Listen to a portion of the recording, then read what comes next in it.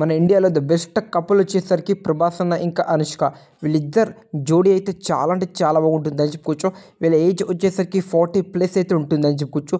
అలా మన ఇండియా నుంచి ద బెస్ట్ కపుల్ తీస్తే ఫస్ట్ ప్లేస్లో అయితే వీళ్ళిద్దరు అయితే ఉంటారని చెప్పుకోవచ్చు. ఇప్పటికే వీళ్ళు చాలా మూవీస్ అయితే తీసిరని చెప్పుకోవచ్చు. వీళ్ళిద్దరు ఎన్నో కష్టం ఇంకా సక్సెస్ని అయితే చూసిరని చెప్పుకోవచ్చు.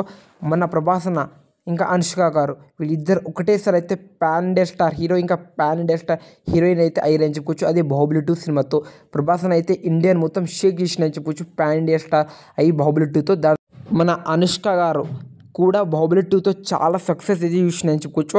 తనైతే లేడీ స్టార్ అయిందని చెప్పుకోవచ్చు బాహుబలి 2 తర్వాత మూవీతో.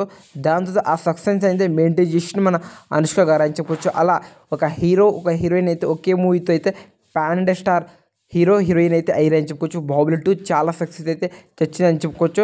మన అనుష్క గారు నెక్స్ట్ మూవీ వచ్చేసరికి ఘాతి. ఈ సినిమా వచ్చేసరికి April 18 అయితే రిలీజ్ చేయబోతున్నారని చెప్పుకోవచ్చు. ప్రభాస్ అన్న ఫ్యాన్స్ అయితే సపోర్ట్ అయితే చేస్తారు ఈ సినిమాని. చూడాలి.